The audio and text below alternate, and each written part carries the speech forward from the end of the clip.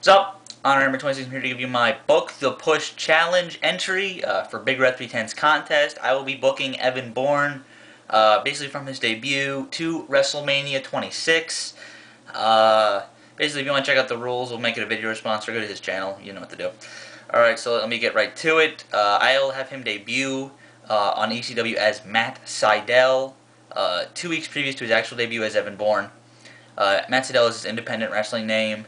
Usually people would recognize him in Ring of Honor, saying at this point, getting a little bit of buzz about him, saying that he's going to come to ECW, and the only reason I would have him not really do that, just have him come in as Evan Bourne, where fans would recognize him anyway, is because he was on Wrestling Society X, and basically that would be just so people would recognize him from that. And then he has a match against Chavo Guerrero, which he would probably lose, but that's fine. And Two weeks later, he makes his official debut as Evan Bourne, and he wins against Mike Knox. Basically, from that point on, you're going to have him win a series of matches, where I would have him win a series of matches, have him stay undefeated until about late September of 2008, where he loses to probably the best heel on ECW that time, and John Morrison, probably one of the better workers on ECW that time. So, basically loses the streak, because when I want to give him the ECW World Title, I don't think he should be the champion. Only because, maybe the streak would take focus away from him being the champion, like an undefeated champion. I don't think that works really well with his gimmick.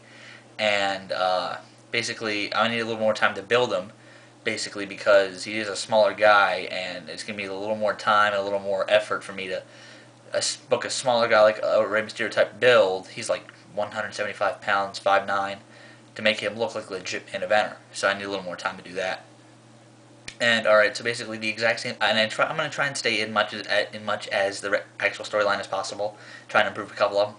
So basically, it's going to be the exact same scenario. It's Cyber Sunday 2008. They will have the vote thing. They'll have the vote thing to see who faces Matt Hardy at for the ECW World Title. Evan Bourne will win decisively, but he wins the match against Matt Hardy and wins the ECW World Title. He is hot on ECW. A lot of people that actually watch the show would think that it would be a good decision to have this guy take it over, because Matt Hardy, I mean, really doesn't need that title. I mean, it's just kind of a way to just say you had a title run WWE, so I think Evan Bourne actually would need the title here. So I'm going to give Evan Bourne the win against Matt Hardy. I think they could actually have a great match here, and I predict that they will. I don't think they actually faced at Cyber Sunday 2008. They had like a 3.25 star match, but I think give him a little more time, they could have a 4-star match. Then basically you have him just show around with the title, not anything too huge right now. So basically just have him, kind of incorporate him into one of the WWE's big 4 pay-per-views, because he still is fairly new to WWE audience. Basically have him in the HBK versus JBL Survivor Series elimination match instead of the Great Khali. I think the Great Khali is kind of the weak spot on that team. So basically you just have him show off and stuff, and nothing new there. Just have him be his basic self. Just have him build his legacy, basically. I mean, no pun intended, but just have him make sure that he makes an impression on the WWE audience, and gives him a chance to show what he can do for later times. The fans reckon, oh yeah, that was the really impressive guy from Survivor Series 08. Get him to recognize it. Maybe sell a couple T-shirts. Get an Evan Bourne T-shirt out there. And plus, he has a very, very unique look, and I know for a fact that when my sister still watches wrestling, one of the guys she watches Evan Bourne because he's good looking in her opinion. So along with Roderick Strong, but that's a different scenario. But because he is, I guess, a good looking gentleman to girls, he has a little bit of a star factor about him. So just have him keep going on WWE television and on ECW at least, and then just have him build that way. So then we get to Armageddon 2008, where I would have them build the rematch for Matt Hardy versus Evan Bourne, and I would have him beat Matt Hardy again, make it not look like a fluke, make him look like the legit top guy on ECW, which I think you can very well do. I mean, if you're going to give the belt to Swagger, or Bourne, I think that Bourne is more over than Swagger, honestly, because when Bourne got the chance back then, he definitely ran with it, even though they're kind of burying Bourne now on Raw, which is why I'm doing him. So then, around Royal Rumble 2009 time, instead of Bourne kind of being an afterthought, it wasn't even on the pay-per-view that I remember, because they said he was a Royal Rumble rookie this year. So you don't have him in the Royal Rumble match. You have him face Jack Swagger for the ECW World Title, and I have this match end in DQ because you have to. I mean, you don't really. I really want this feud to continue because I think that Evan Bourne and Jack Swagger can put on a very, very good match given the time, and both two kind of young guys, so they can help elevate each other. So I want this feud to become a little more personal, to get a little bit better match out of them, because I think that would be a little bit better. So Bourne beats Swagger, but by DQ after Swagger hits him with a steel chair and then kind of lays him out, leaves him in a bloody mess, kind of like Chris Jericho and JBL from Royal Rumble 2008, kind of like that, but a lot more heel tactics involved from Jack Swagger. Basically, between on ECW, the main thing that goes on is building this feud between Bourne and Swagger for basically the next couple of months, or basically between Royal Rumble and No Way Out.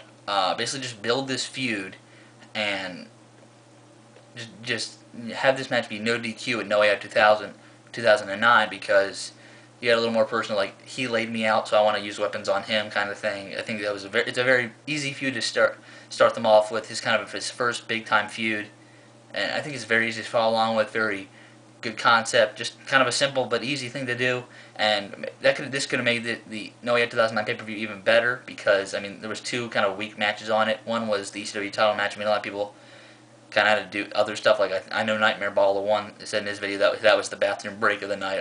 I'm pretty sure you wouldn't have taken a bathroom break here if you saw Bourne and Swagger in a no DQ match, which I think it would have been better than Swagger and Finlay with no stipulation. So, and I would have Bourne beat Swagger clean here with a shooting star press, maybe onto a chair or something like that. So there's that.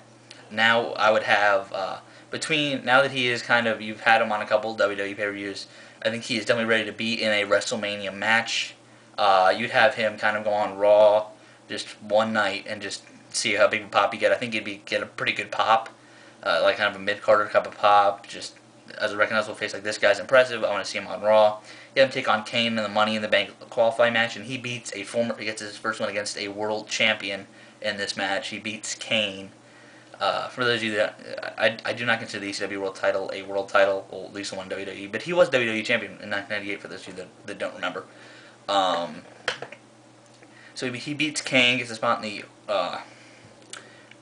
Money in the Bank ladder match at WrestleMania 25, which a lot of people probably would want to see him in the match over Kane, even though, because Kane was kind of the one person in that match. He was in that match? I believe he was. Don't quote me on that, but I think he would be a better fit for that match than Kane would be. I mean, Mark Henry did his thing as a big man, but there's only really one spot for that. So then at WrestleMania 25, Bourne is in the Money in the Bank ladder match, but it does not win. I would have Punk win just like he did, but basically have one more spot fest type of guy. Just have him go out there and show what the hell he can do. I mean, maybe a moonsault off a ladder, shooting star presses galore, and some innovative spots with ladders to show just that he can use his speed and agility and still be very strong with ladders, and just basically just go out there and tear it up like I know he can. So, and I said that Punk would still win. Maybe Christian could win instead, but that would mess up the next storyline that I have. So I would have Punk win still. April 2009 on ECW TV. Basically, Bourne says that he's beaten everybody on ECW, so he wants to take the three best guys on ECW that he feels, which are Christian, Finlay, and Swagger. Put them on a match. Winner faces him at Backlash 2009 for the ECW World Title. Christian would be the winner of that match, basically because Christian is hot. You want to continue his streak of being hot and just not lose a match in ECW until he faces Evan Bourne at Backlash 2009 for the ECW World Title. And Christian would go over Evan Bourne for the World Title, but puts him over in a sense, because Christian, a lot of people do see as just a step away from the main event. Christian can definitely work this style with Evan Bourne. I think this match would actually be very, very good. A lot of people would love to see that match. I know Evan Bourne, Christian. So have Christian beat him for the world title, basically, and then build towards the rematch at Judgment Day 2009. Evan Bourne gets his rematch, gets even more offense in, but Christian still wins the match somehow. Maybe have him hit the quick heel switch after taking a little bit more punishment. So have Bourne look even more stronger, but somehow Christian does get the win because he is a veteran. So basically, that Evan Bourne now would have done everything he could have possibly done on ECW by this point, and you have him drafted to Raw in the Donald Trump trade. Everybody guys remember that he was traded, and then in his debut he gets the pin on Randy Orton, not Mark Henry. So part 2 is coming up. I'll see you guys in a little bit.